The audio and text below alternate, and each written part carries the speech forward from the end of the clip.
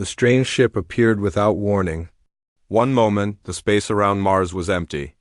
The next, a vessel hung there, its surface shifting like oil on water.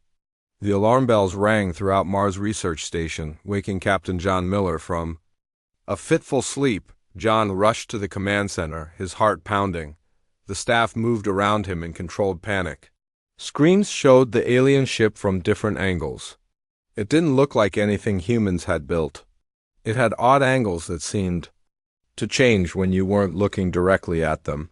"What do we know?" John asked, his voice steady despite his racing thoughts. Lieutenant Susan Green looked up from her screen. Her dark hair was pulled back in a tight bun, and worry lines creased her forehead. "Nothing, sir. They just appeared. No warning, no signal." "They're not responding to our hails," John nodded. After 15 years in the Space Defense Force, he had trained for this moment, first contact. Real aliens. Not the microbes they had found on Europa or the fossil remains on Mars, but living, thinking beings from beyond the solar system. "Keep trying all frequencies," John ordered. "And alert Earth Command." Communications Specialist Alan White nodded, his fingers flying over his console. "Already done, sir. Earth wants us to establish contact if possible. They're sending backup, but it will take at least 2 days to reach us." 2 days, John muttered. "A lot could happen in 2 days." Security Officer Patricia Brown approached, her hand resting on her sidearm. "Captain, we should prepare for possible hostile action." "Agreed, but let's not be the ones to start anything," John said. "Defensive posture only." Just as he finished speaking, Alan called out, "Captain!" "They're broadcasting something." The main screen flickered. A face appeared, if you could call it a face. It had 2 large, slanted eyes that glowed with an inner light. Where a nose or mouth should be, there was only smooth, pale blue skin with faint ridges. The head was elongated and hairless. "Greetings, humans of Mars Research Station," the creature spoke, its voice oddly musical despite no visible mouth moving. "We are the Varaxians. We come in peace and seek diplomatic relations with your species." John stepped forward. "This is Captain John Miller of the Earth Space Defense Force. We welcome you and are interested in peaceful relations as well." The alien blinked slowly. "Excellent. I am Ambassador Zextel. With your permission, we would like to send a small delegation to meet in person. We have studied your atmosphere requirements and can adapt." John exchanged glances with his team. Susan nodded eagerly. Patricia looked cautious but didn't object. "We would be honored," John replied. "We can prepare our meeting chamber for your arrival." 2 hours later, John stood in the station's largest room, now cleared of all but essential personnel. Susan stood beside him, barely containing her excitement. Alan fidgeted with his translator device, while Patricia and 2 security officers maintained positions near the walls. The station's intercom announced the arrival of the alien shuttle at the docking bay. Minutes later, the doors slid open and 4 Varaxians entered. In person, they were taller than humans, nearly 7 feet. Their bodies were slim and moved with unusual grace, as if they weighed nothing at all. They wore simple robes that seemed to change color slightly as they moved. Ambassador Zextel stepped forward. The other Varaxians stayed slightly behind, their glowing eyes taking in everything. "Captain Miller," the ambassador said with a slight bow, "it is an honor to be the first of our kind to meet yours in person." "The honor is ours," John replied, returning the bow. "May I introduce Lieutenant Susan Green, our xenobiologist, Alan White, our communications specialist, and Security Officer Patricia Brown." The ambassador nodded to each of them. "These are my assistants, Kolvex, Rintel, and Mevinar." Susan stepped forward. "Ambassador, we have so many questions. You're the first intelligent alien species we've encountered." Zextel made a musical sound that might have been laughter. "And you are the 18th we have met in our explorations. Each new species brings wonderful discoveries." 18? Alan whispered, eyes wide. "Indeed," the ambassador continued. "We Varaxians have traveled the stars for over 1,000 years.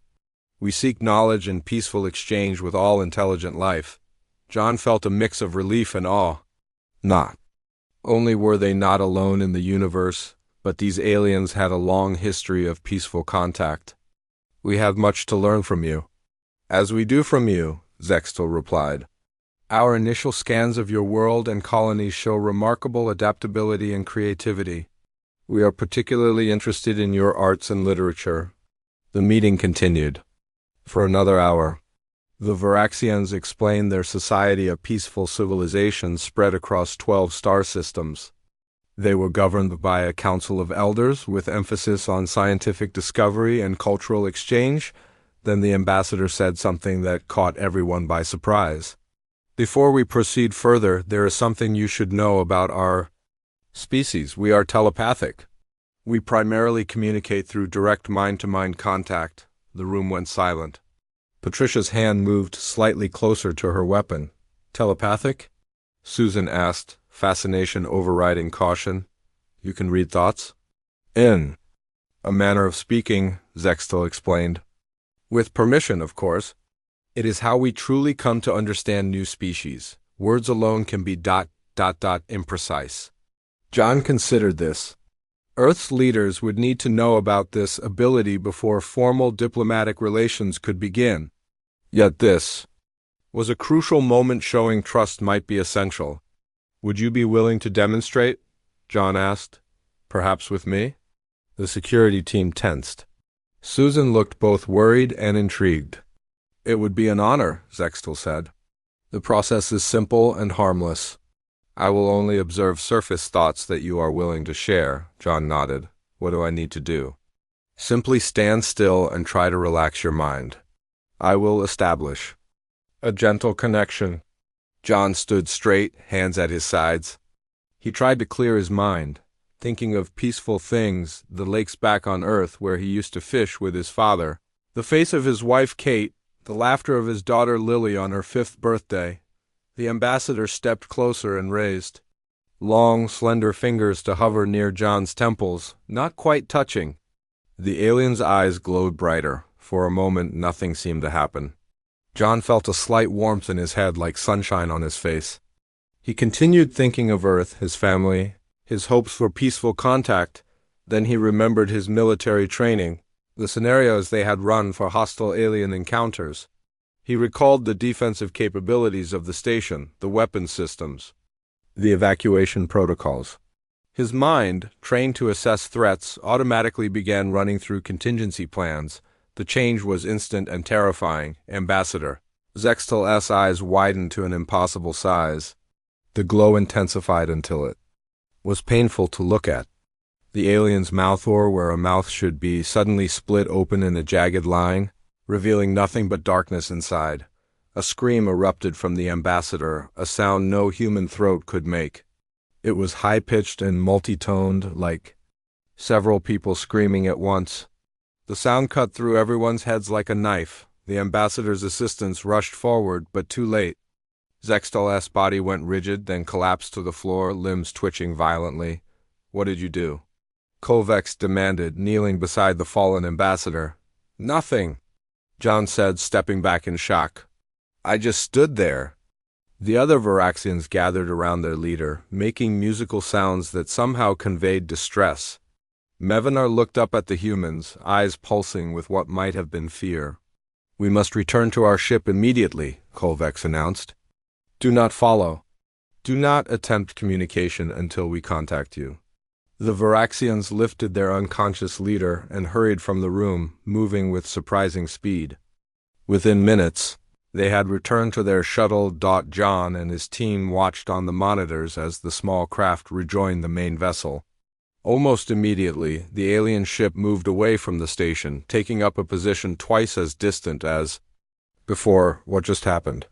Alan asked, breaking the stunned silence. John shook his head, still in shock. I have no idea. I was just thinking normal thoughts. Susan stepped closer to him, her scientific curiosity evident despite the tension. Captain, something in your mind caused that reaction, something the ambassador found ... unbearable. John looked at the screen showing the now distant alien ship. The Varaxians had peacefully contacted 17 other species before humans. Yet something about a human mind had caused their ambassador to scream and collapse. Contact Earth Command, he said quietly. Tell them. Tell them we may have a situation. 3 days passed without any word from the Varaxian ship. It remained in orbit around Mars, but all attempts at communication were met with silence. The station's sensors showed activity on the vessel, but the aliens were not talking. John barely slept during those 3 days. Every time he closed his eyes, he saw the alien ambassador's face as it twisted in what looked like pain or horror. The scream still echoed in his dreams. What had the alien seen in his mind to cause such a reaction? The morning of the 4th day, John sat in the small office attached to his quarters, reviewing reports. Dark circles hung under his eyes, and his uniform looked wrinkled from too many hours of wear. Susan knocked on his open door. "Captain, may I come in?" John waved her in. "Any news?" "Nothing from the Varaxians," Susan said, taking a seat across from him, "but I've been researching something interesting." She placed a tablet on his desk. On the screen was an ancient text, the letters faded with age. "What am I looking at?" John asked. "It's a text from an archaeological dig in Egypt dated around 3000 BC. Susan explained, her eyes bright with excitement despite her obvious fatigue. The hieroglyphs describe visitors from the stars who tried to touch the minds of humans, but were driven away by storm thoughts and chaotic dreams. John raised an eyebrow. "You think these visitors were the Varaxians?" Susan shrugged. "Maybe not them specifically, but possibly another telepathic species. And look at this one." She swiped to another image, this one showing cave paintings. "These are from Australia, about 40,000 years old. They show tall, thin beings retreating from human figures with swirling patterns around their heads." "That's quite a stretch, Lieutenant," John said, but he studied the images with interest. "Maybe," Susan admitted, "but I found 12 similar references from different cultures and time periods, all describing beings who could read minds but found human thoughts disturbing or painful." John leaned back in his chair. "So what's your theory?" "I think human consciousness might be fundamentally different from other intelligent species," Susan said. "Maybe our brains evolved differently because of Earth's unique conditions. Or maybe it's cultural, our history of conflict and survival shaped how we think." Before John could respond, Alan's voice came over the intercom. "Captain Miller to the command center. The Varaxians are hailing us." John and Susan exchanged glances and hurried out of the room. In the command center, the main screen showed a different Varaxian. This one had slightly darker skin than Ambassador Zextal, with faint markings around its eyes. "I am Kolvex, senior aide to Ambassador Zextal," the alien said. "I wish to speak with the human female scientist." Susan stepped forward. "I am Lieutenant Susan Green." Kolvex's eyes seemed to focus on her. "Lieutenant Green, the ambassador is recovering but remains deeply affected by what happened. We wish to understand what went wrong." "So do we," Susan replied. "Is the ambassador able to tell you what happened?" "Only fragments," Kolvex said. "Zextal speaks of chaos and storm and too many paths at once. These words mean little to us." John moved to stand beside Susan. "This is Captain Miller." "I want to apologize for—" "No," Kolvex interrupted, the musical voice suddenly sharp. "We cannot risk communication with you, Captain. Your mind is—" The alien paused, searching for words. "Your mind is dangerous to us." John fell silent, the guilt heavy on his shoulders. Susan glanced at him, then back at the screen. "Kolvex, I have a theory. I believe human consciousness might be structured differently from yours. We often hold contradictory thoughts and emotions simultaneously. Could this be what affected the ambassador?" Kolvex was quiet for a moment. "This matches what little Zextal has been able to communicate. You call yourselves Chaos Minds. It is both terrifying and fascinating." "We'd like to understand better," Susan said. "Perhaps we could try again, but with safeguards?" The alien seemed to consider this. "Perhaps, but not with him." Kolvex gestured toward John. The ambassador's mind was overwhelmed by the complexity and contradiction in his thoughts. "What?" "About me?" Susan suggested. "I'm a scientist, trained to organize my thoughts methodically." "Susan, no," John said quietly. We need to understand what happened, Susan insisted. Oh, this first contact could be our last. Kovacs made a gesture. That might have been agreement. We will consider your offer. We must consult with our medical experts to ensure safety precautions. We will contact you again in one of your Earth days. The screen went dark. Patricia, who had been standing silently near the back of the room, stepped forward. Lieutenant, that was either very brave or very foolish. Maybe both, Susan said with a small smile. John shook his head. I can't authorize this. It's too dangerous. With respect, Captain, we don't know that, Susan argued. The ambassador wasn't prepared for whatever he found in your mind. If we proceed carefully, with the Varaxians aware of the potential issues, it could be safe. And if it's not? John asked. Then we learn something important about interspecies contact, Susan replied. Either way, it's too valuable an opportunity to pass up. John didn't answer. He walked to the window that looked out at the stars and the alien ship hanging in the distance. The weight of responsibility pressed down on him. If he allowed this experiment and something happened to Susan, it would be his fault. If he refused and the Varaxians left, humanity might lose its first chance at connecting with an advanced alien civilization. Later that evening, John found Susan in the research lab. She was studying brain scans, some human, some from the limited data they had on the Varaxians. Find anything interesting? He asked. Susan looked up. Maybe look at these patterns. She pointed to 2 different scans. Varaxian brains show very organized, sequential neural firing. Human brains are much more chaotic, with multiple regions activating simultaneously. Is that unusual? Possibly, Susan said. Earth has a highly competitive ecosystem. We evolved as both predator and prey, constantly scanning for threats and opportunities. Maybe that created a different kind of consciousness. John sat down beside her. You really want to do this, don't you? Yes, Susan said simply. It's why I joined the space program, to discover new life, new ways of thinking. John nodded slowly. I'll approve it, but with conditions. Full medical monitoring, armed security present. And at the first sign of trouble, we pull you out. Agreed, Susan said with a smile. The next morning, Kovacs contacted them again. The Varaxians had agreed to Susan's proposal. They would conduct the experiment on Phobos, Mars's moon, in a neutral facility. They would use protective barriers and mental shields to prevent another incident. As the human team prepared to depart for Phobos, John pulled Susan aside. Be careful in there, he said. We have no idea what we're dealing with. Susan nodded. I know.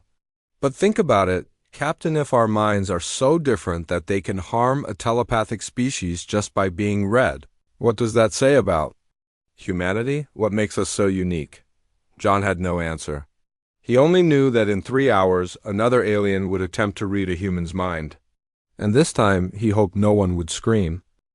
The Phobos facility was small but well equipped.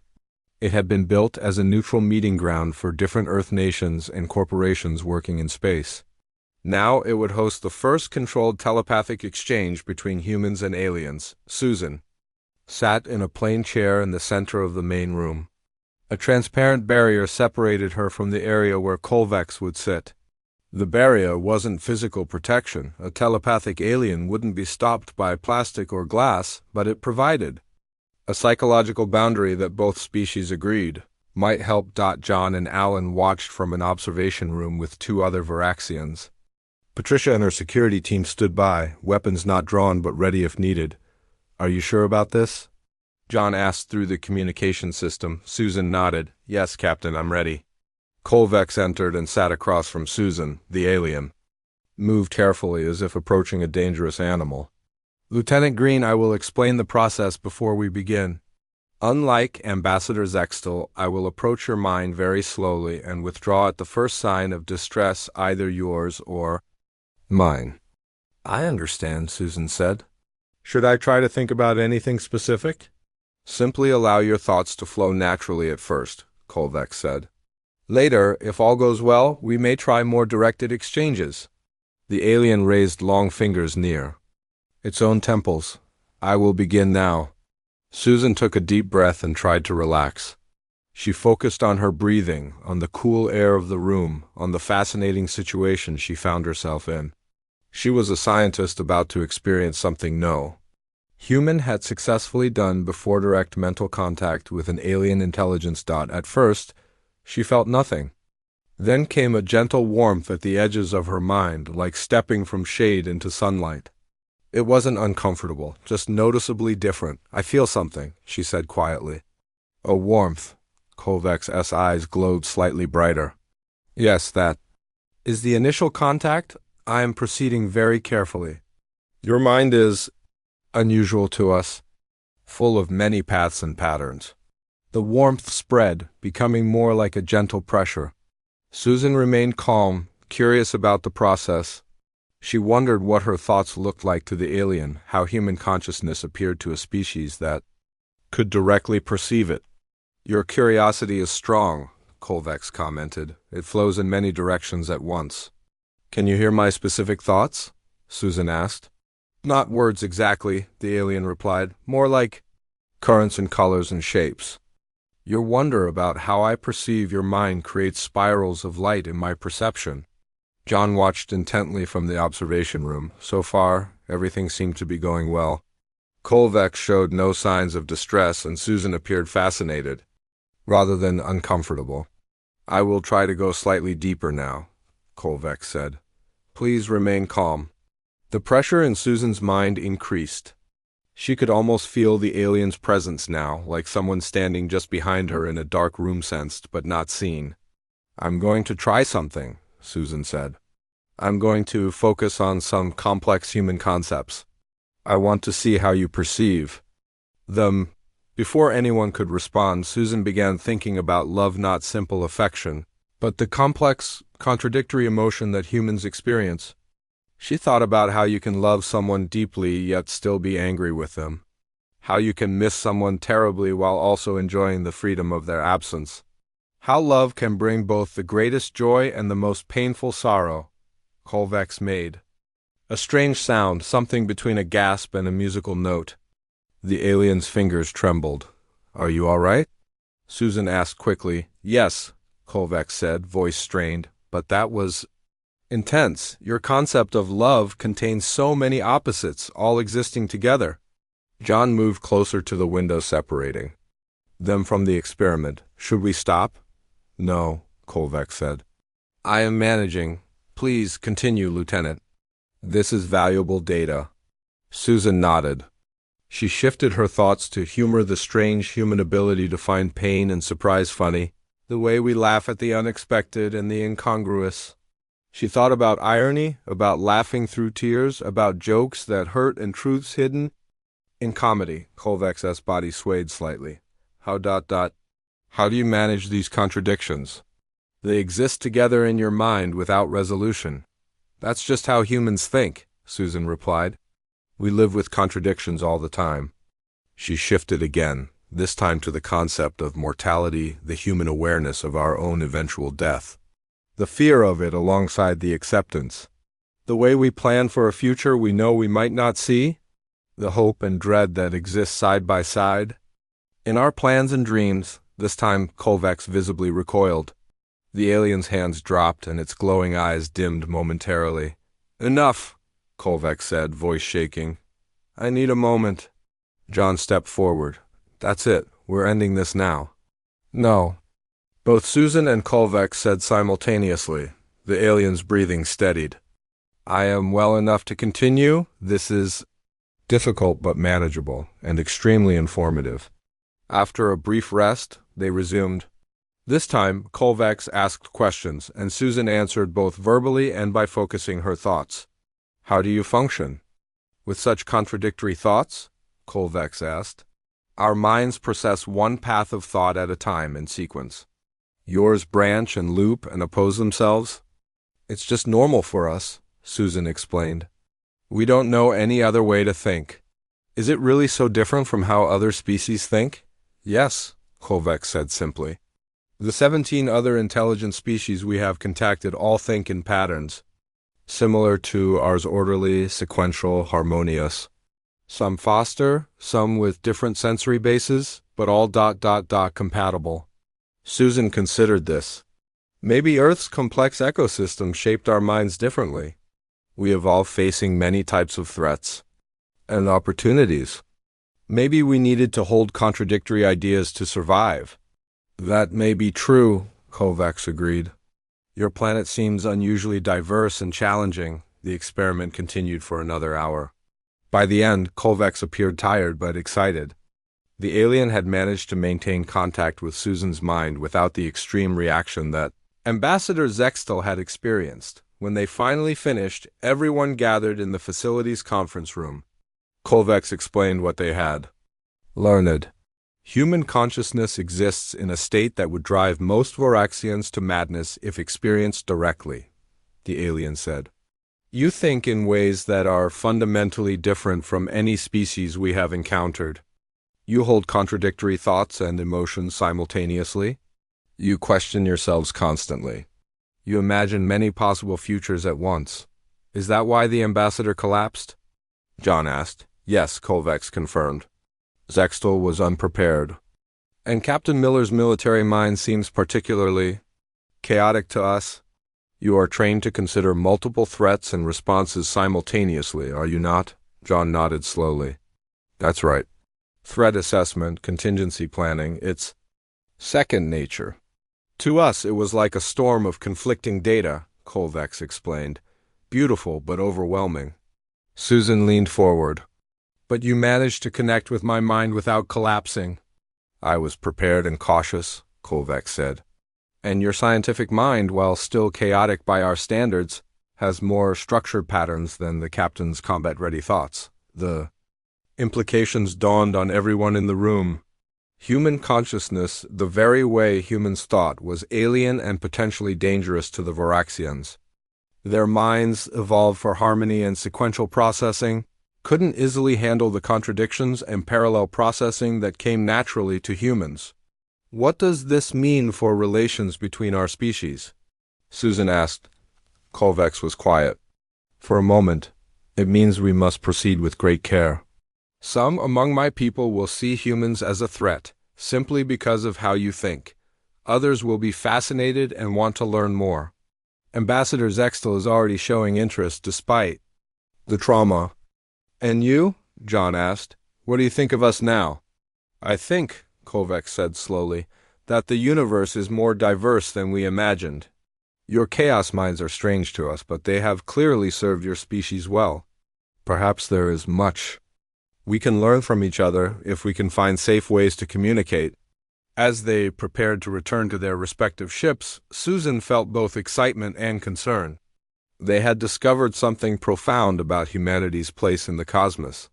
Human minds were unique chaotically, dangerously unique. What that would mean for humanity's future among the stars remained to be seen. News of the dangerous human minds spread quickly. Within 2 weeks, ships from Earth arrived at Mars carrying diplomats, scientists, and military personnel. The Voraxian vessel was joined by 3 more of their ships.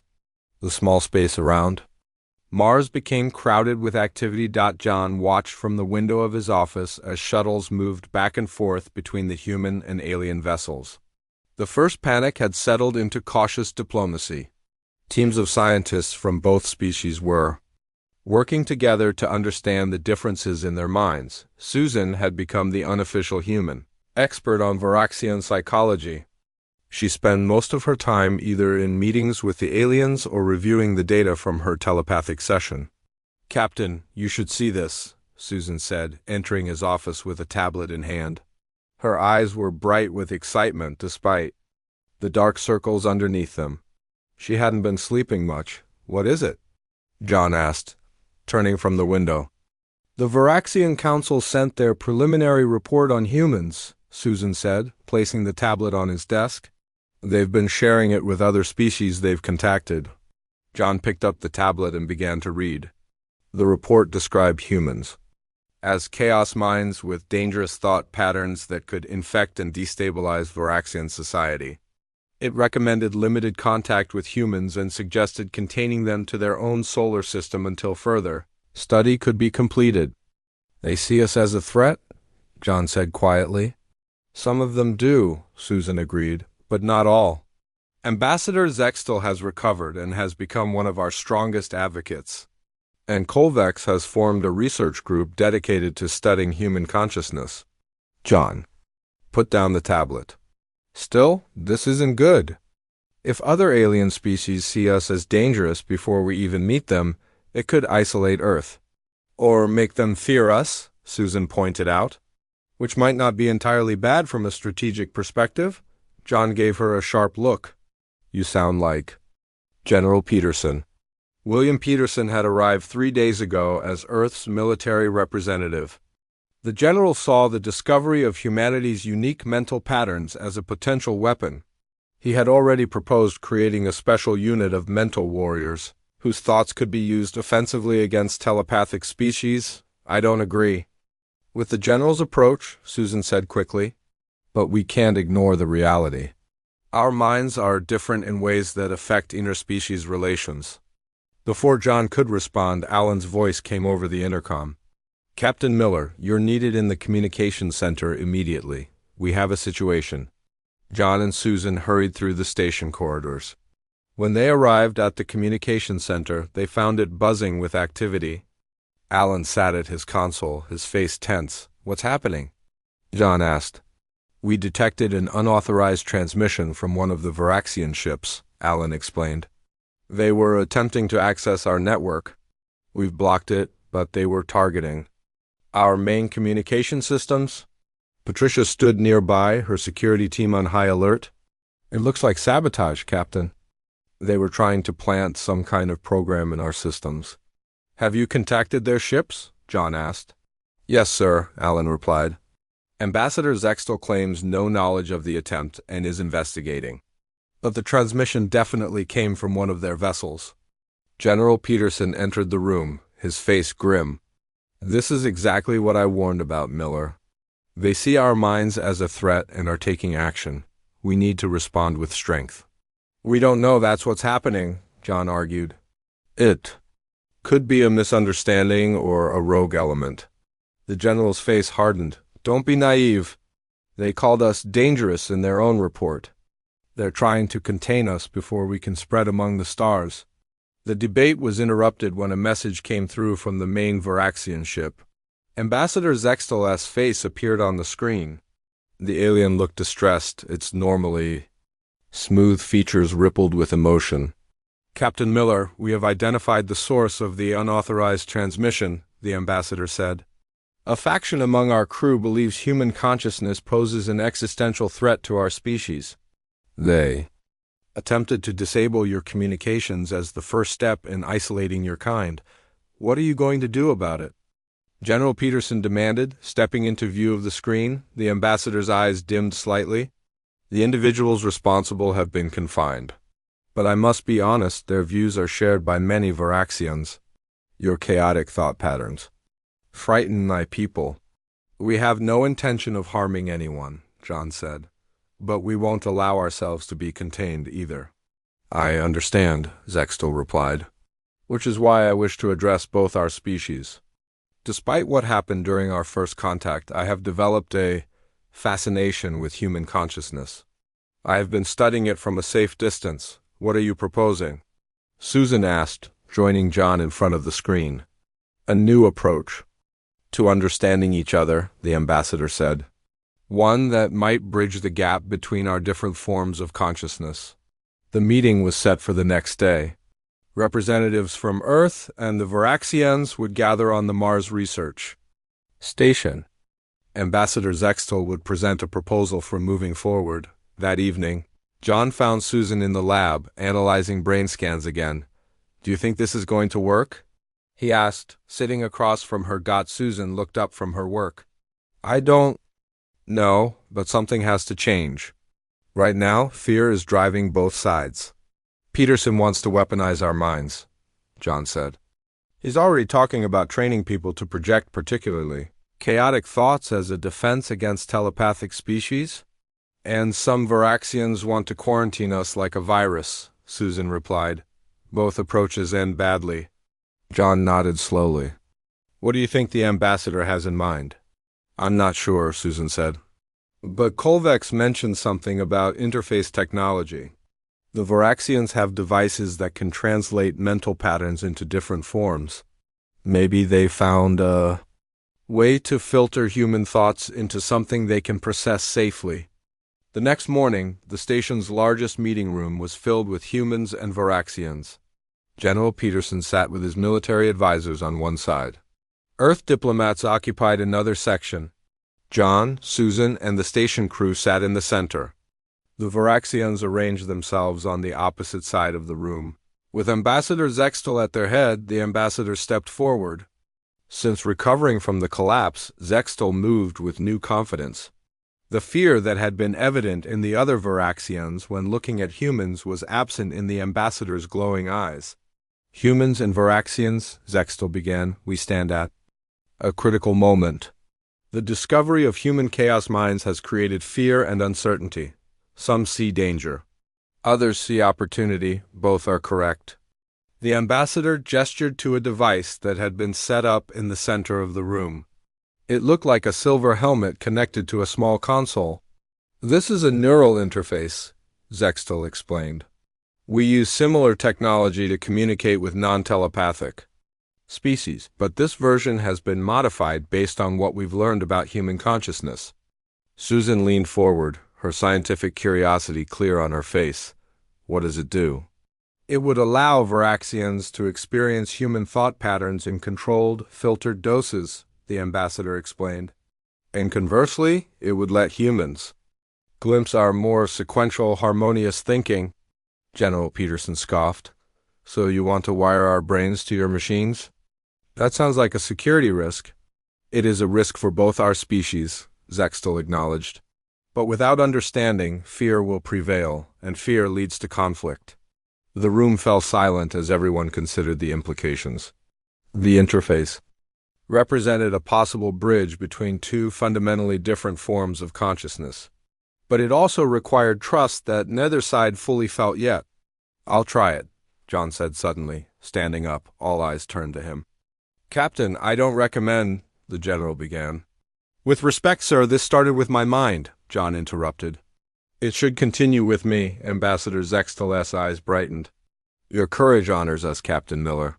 But the development of this technology will take time, months at least.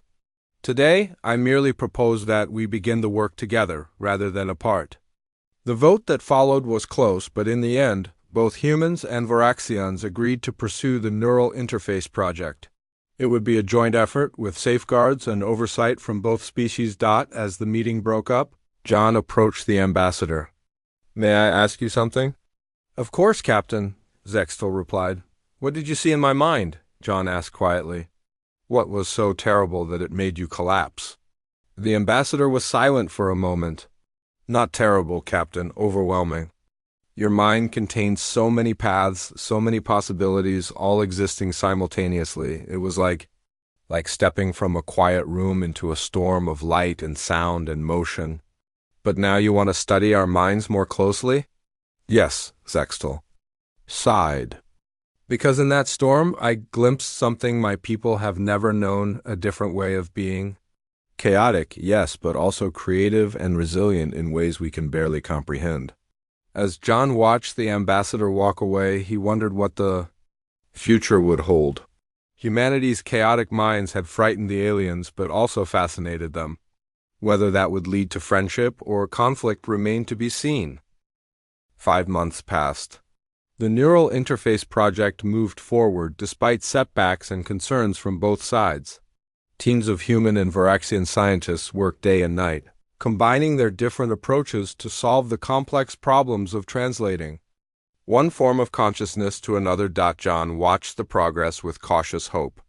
Earth governments had given the project top priority, sending their best engineers and neuroscientists to Mars. The Varaxians had done the same.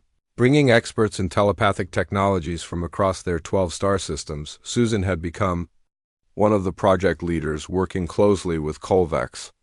Her understanding of both human and Varaxian psychology made her invaluable to the effort.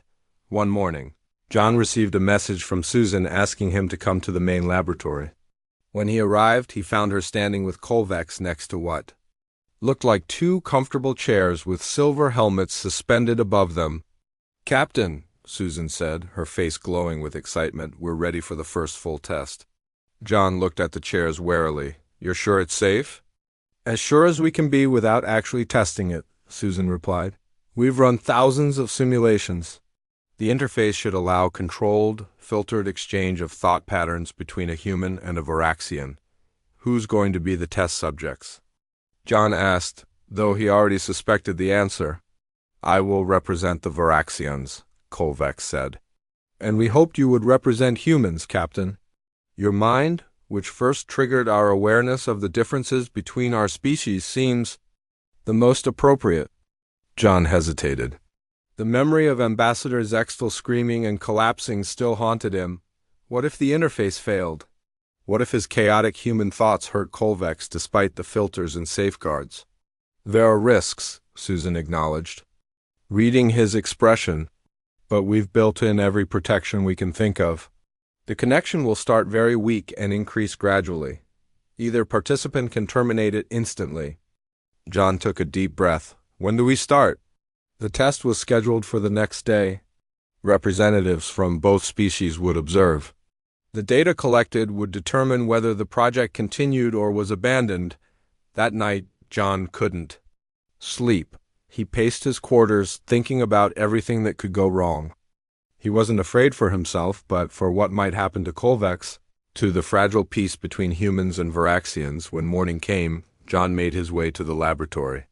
It was crowded with observers: Susan and her team, Ambassador Zextel, General Peterson, and various officials from both species. The two chairs had been placed in the center of the room, facing each other. John and Kolvex took their positions. Medical teams stood by, monitoring their vital signs. "The interface will activate slowly," Susan explained to everyone. "We'll begin with basic sensory information, then move to simple thoughts, and finally to more complex concepts if all goes well." John nodded. He leaned back in the chair as the silver helmet was lowered onto his head. It felt cool against his skin. "Ready when you are," he said. Susan activated the system. At first, John felt nothing. Then a gentle sensation, similar to what he'd experienced when Ambassador Zextel had attempted to read his mind, but more controlled, more distant. "I'm getting something," he said, "like colors and sounds, but not quite either." Kolvex made a musical sound. "Yes, those are my basic sensory inputs, translated through the interface." The connection strengthened gradually. John began to sense more structured patterns, what he guessed were Kolvex's thoughts, but filtered and translated into something his human brain could process. "It's beautiful," John said softly. "So orderly, each thought follows the next in perfect sequence." "And I'm experiencing your thoughts," Kolvex replied. "Through the filter they are manageable, still complex and branching, but I can follow them without being overwhelmed." As the test continued, they moved to more complex exchanges. John tried to share human concepts like hope, doubt, and wonder. Kolvex shared Varaxian ideas that had no easy translation in human languages, concepts about collective harmony and the beauty of sequential thought. After an hour, Susan ended the test. The helmets lifted and John blinked as his eyes adjusted to the light. He felt strange, as if part of his mind was still experiencing the orderly patterns of Varaxian thought. "How do you feel?" Susan asked, running a scanner over him. "Different," John said. "Like I've seen another way of thinking, another way of being." He looked at Kolvex. "How about you?" The alien's eyes glowed steadily. "I am well. The interface functioned as designed. Your chaos mind was still chaotic, but beautifully so, and the filters made it possible to experience without harm." Ambassador Zextel stepped forward. "This is a historic moment. For the first time, our species have truly understood each other, not just through words, but through direct experience. The successful test changed everything. Over the next few months, the interface technology was refined and improved. More humans and Varaxians used it, each experience building greater understanding between the species. Susan's research established a new field of comparative consciousness studies. Her work suggested that human cognitive dissonance, the ability to doubt, to question, to hold contradictory ideas, emerged from Earth's unique evolutionary pressures. Humans had evolved as vulnerable but intelligent beings who needed to consider multiple possibilities to survive. Varaxian scientists were particularly interested in how human creativity seemed to spring from this cognitive dissonance. The ability to imagine multiple outcomes, to think in contradictions, led to art, music, and scientific breakthroughs that followed different patterns than Varaxian innovations. In turn, humans learned from Varaxian mental harmony. New meditation techniques and psychological treatments were developed based on their sequential thinking patterns. Some humans found peace in temporarily experiencing a more ordered consciousness through the interface. Not everyone embraced the new relationship. Some humans feared losing what made them unique. Some Varaxians still believed human chaos minds posed a danger to their orderly society. But these voices became minority opinions as the benefits of exchange became clear. 5 years after John's mind had made an alien scream and collapse, he stood on the observation deck of a new space station. This one had been built jointly by humans and Varaxians in orbit around Earth. It was the first of many planned collaborative projects. Susan joined him at the window. She was now Earth's ambassador to the Varaxians, her understanding of both species making her the perfect choice. Hard to believe it all started with you breaking an alien's brain, she said with a smile. John laughed. Not my finest moment. I disagree, said Ambassador Zextel, approaching them. It was the moment that opened the galaxy to a new kind of understanding. The three of them looked out at the stars. The neural interface technology had spread to other species. Humans were no longer feared for their chaos minds, but valued for their unique perspective. The Varaxians had introduced humans to other alien civilizations, serving as intermediaries until new interfaces could be developed. We still think differently, John said. That hasn't changed.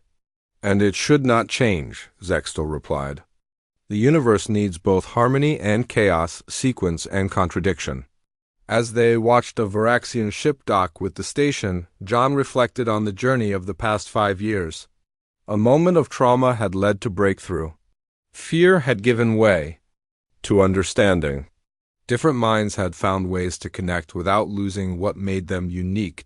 Through humanity's chaotic minds, both species had discovered something profound. True understanding came not from similarity, but from embracing and bridging fundamental difference, and that understanding was now spreading among the stars, one mind at a time.